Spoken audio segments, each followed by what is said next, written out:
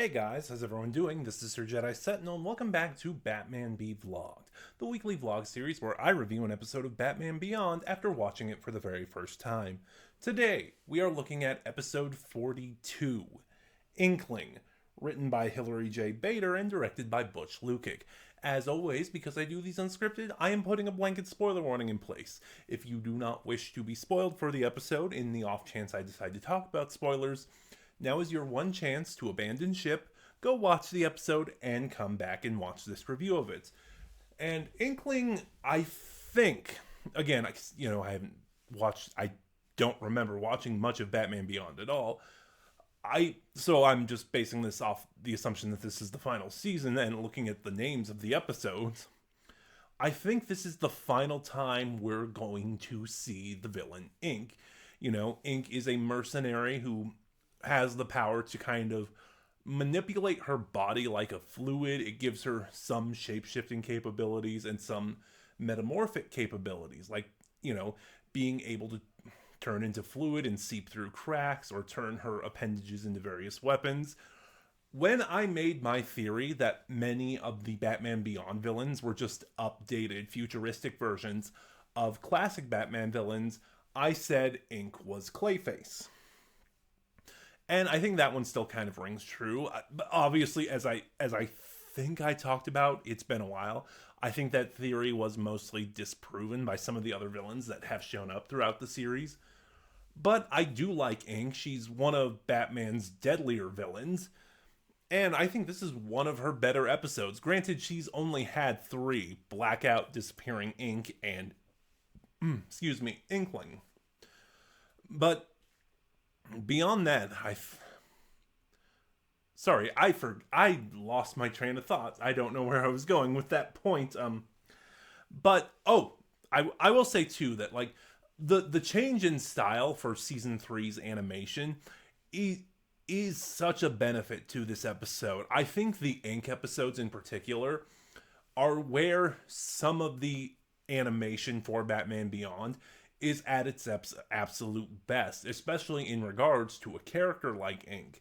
And this sort of slight change in animation style for season 3, again, is just at its best, showing Inque in combat, the way she moves, the way she fights. It's all done really well. There are some weird points in the narrative, and I'll talk about those. There's not a lot, but I'll talk about those. So, after a scuffle with Batman and succeeding in sabotaging a project of sorts, Inque is betrayed by her employer, who tries to kill her and leave her fee for himself. And as she's trying to find a way to recuperate and heal, she goes to the only person she thinks she can trust, her daughter Deanna, who she abandoned as a baby and is estranged from. It is interesting because it's not just hey, I'm your birth mother, you owe me. No, Inque kind of understands her responsibilities. Like, she gave Deanna up because she was a criminal. She was not capable of supporting a child. And even though she had to, Inque still sent her money all her life. That's a point I'm going to get back to in a minute. But to kind of set up where I'm going with this, first of all, let me say, Bruce is not in this episode. He is written out as visiting an old friend in Tibet. So a lot of what Batman is doing is done by Terry and Max. And after blowing off Dana again, Terry and Max have this brief conversation where Dana told Max she knew what was going on. She doesn't know that Terry is Batman, although I think that would have been an interesting change and would probably have helped the dynamics of their relationship. But she just knows that, since Terry's father's death, Terry's been hanging out with Bruce a lot, and Dana believes that Terry sees Bruce as kind of a father figure.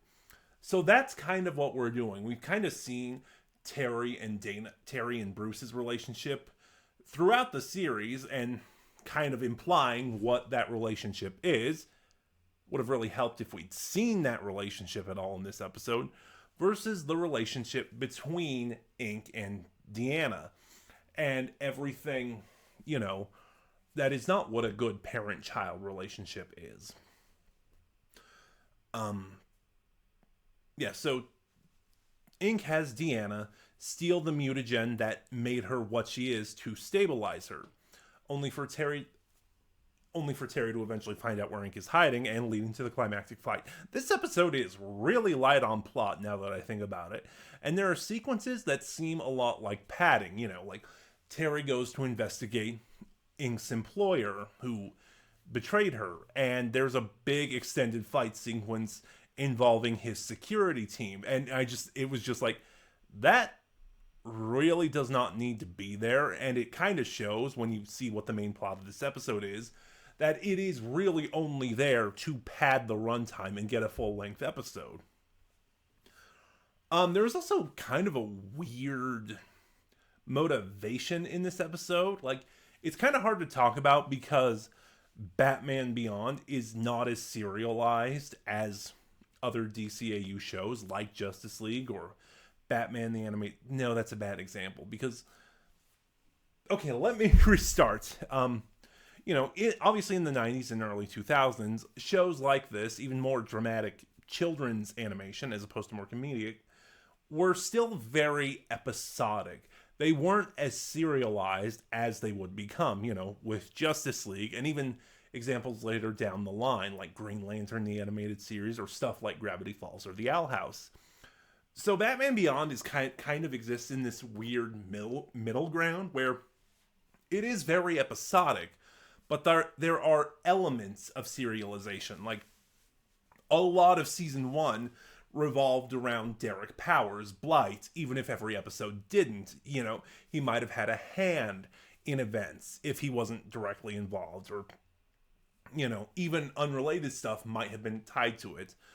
Or, stuff later down the line, like the stuff with Melanie 10 of the Royal Flush Gang, and the arc she goes through every time she shows up.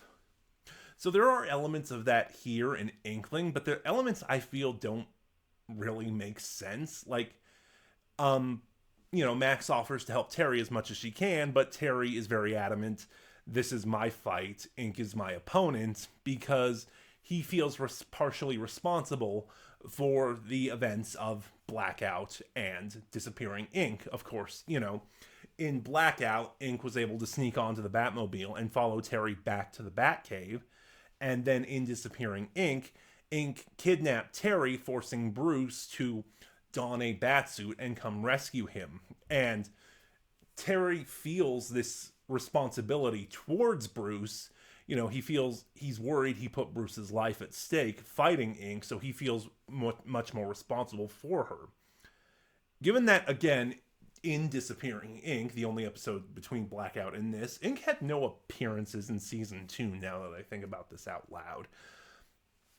But, but between those episodes, this motivation never came up, and in fact, Bruce and Terry kind of talked in those previous episodes that this is kind of a risk of the job they're doing. So again, this whole angle of this episode feels weird and very out of place given what we've seen previously. But what this episode is doing, with the relationship between Bruce and Terry versus the relationship between Inc and Deanna, I get where they're going for it. But yeah, Disappearing Inc is another strong episode in season 3. It's a strong episode once again from Hilary J. Bader. Will Friedle and Kelly Shannon as Terry and Inc respectively have both great performances.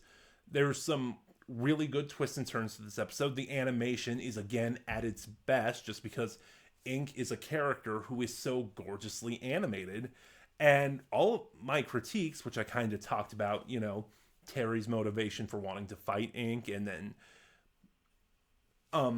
despite setting up this parallel between Bruce and Terry and Inc and Deanna, Bruce being absent from this episode, my complaints are really just nitpicks. But those are just my thoughts. Have you seen Inqueling? Sorry, I almost said Disappearing Inc. What are yours? Please start a conversation in the comments below. And remember to like, comment, subscribe, click the bell next to subscribe to get notifications when I upload, and in the description box below, you'll find the link to my social medias where you can follow me and get updates on the channel. This is Sir Jedi Sentinel, and I'll see you guys next time.